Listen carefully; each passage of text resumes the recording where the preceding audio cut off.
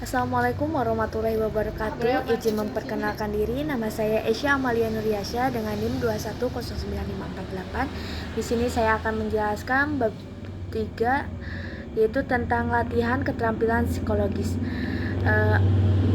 Untuk poin pertama yaitu A, ada metode dan keterampilan psikologis analisis diferensiasi, di mana metode teknik atau strategis yang digunakan untuk melatih keterampilan psikologis yaitu penetapan tujuan, visualisasi. Adapun keterampilan psikologis berkenaan dengan karakteristik bawaan sekaligus dapat dikembangkan yang memungkinkan atlet akan berhasil mencapai prestasi olahraga. Contohnya yaitu motivasi dan kepercayaan diri. Ya, yang kedua ada poin kedua yaitu ada PTS atau MTS, diskursus makna, di mana MTS menekankan pada upaya untuk meningkatkan aspek psikologis dari gerakan fisik. Nah, sedangkan PTS itu dikembangkan sebagai sebuah fondasi ilmiah untuk mengembangkan keterampilan psikologis.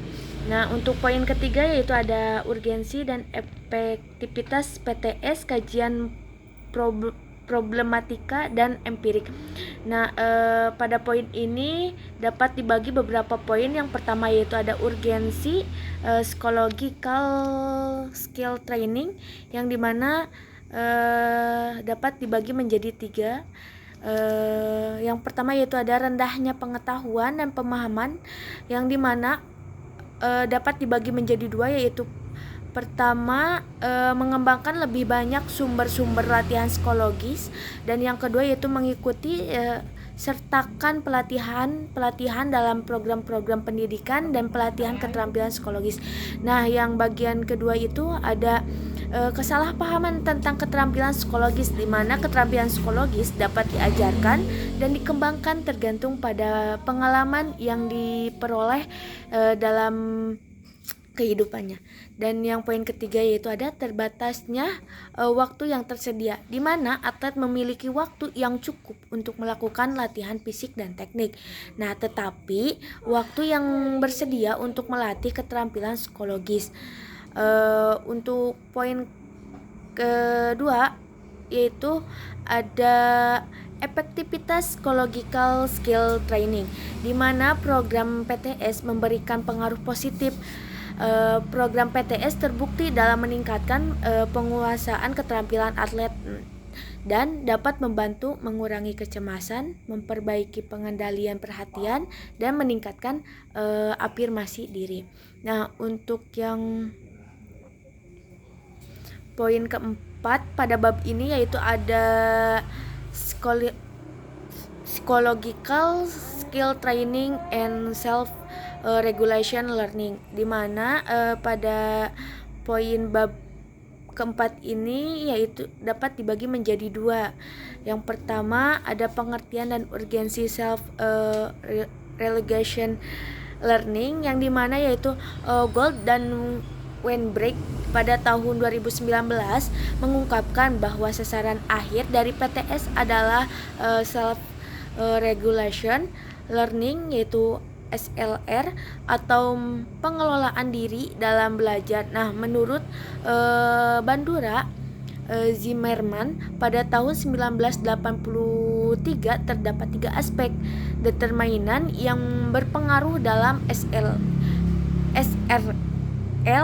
yaitu aspek diri, perilaku, dan lingkungan. Nah, SRL ini merupakan suatu kegiatan belajar atau berlatih yang melibatkan aspek metakognisi. Nah, metakognisi yaitu ada motivasi dan perilaku. Nah, keterlibatan aspek metakognisi yaitu terjadi dalam bentuk pembuatan perencanaan tujuan dan strategi kegiatan belajar, pemantauan kegiatan belajar, dan evaluasi terhadap kegiatan belajar yang telah dilaksanakannya.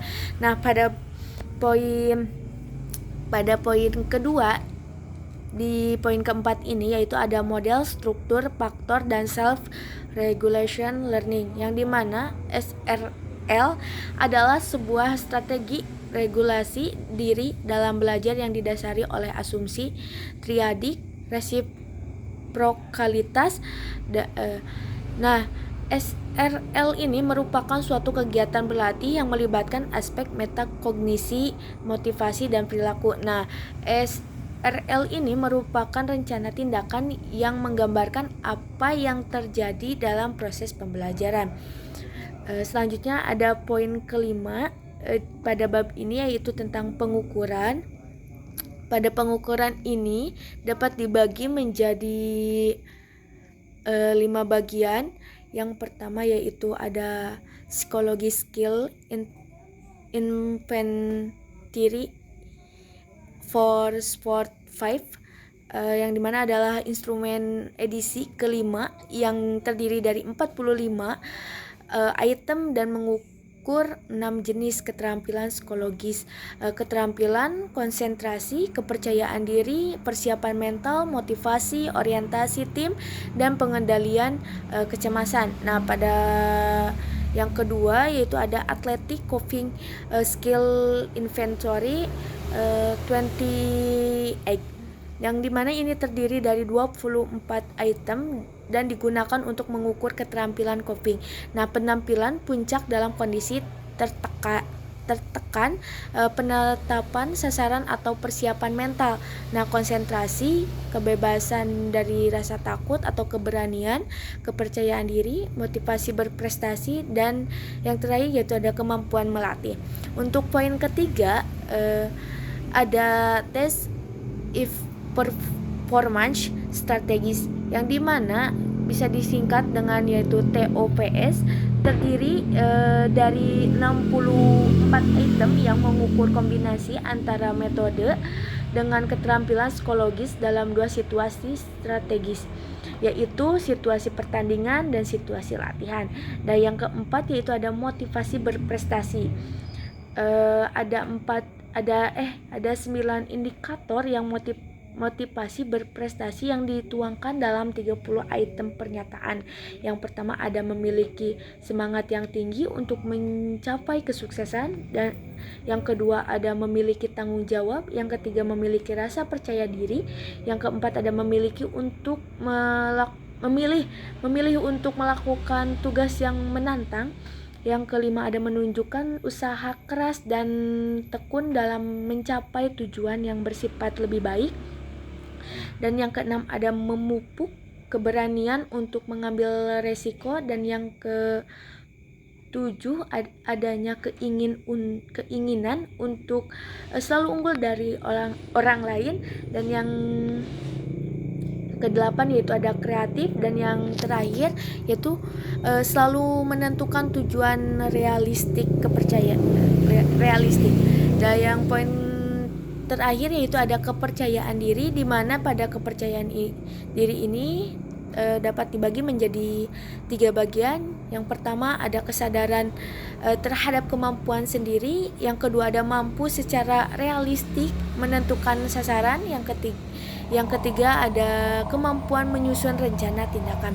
Baik, di sini ada poin ke-6 pada bab ini, yaitu tentang tahapan program psikologis skill training, yang dimana menurut Weinberg dan Gold pada tahun 2019 menyebutkan bahwa 3 tanggapan dalam program PTS, yaitu ada tahapan pendidikan, tahapan penguasaan, dan tahap latihan.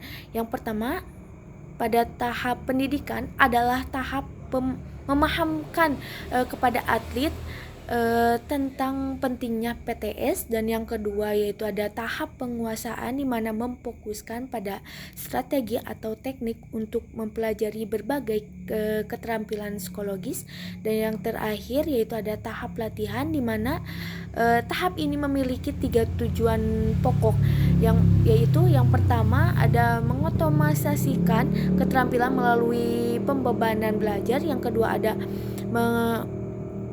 mengajar atau melatih atlet mengintegrasikan keterampilan psikologi secara sistematik ke dalam situasi penampilan yang sebenarnya, dan yang terakhir yaitu menyimulasi keterampilan atlet yang akan menerapkannya dalam pertandingan yang sebenarnya. Mungkin cukup saja yang bisa saya sampaikan. Wassalamualaikum warahmatullahi wabarakatuh.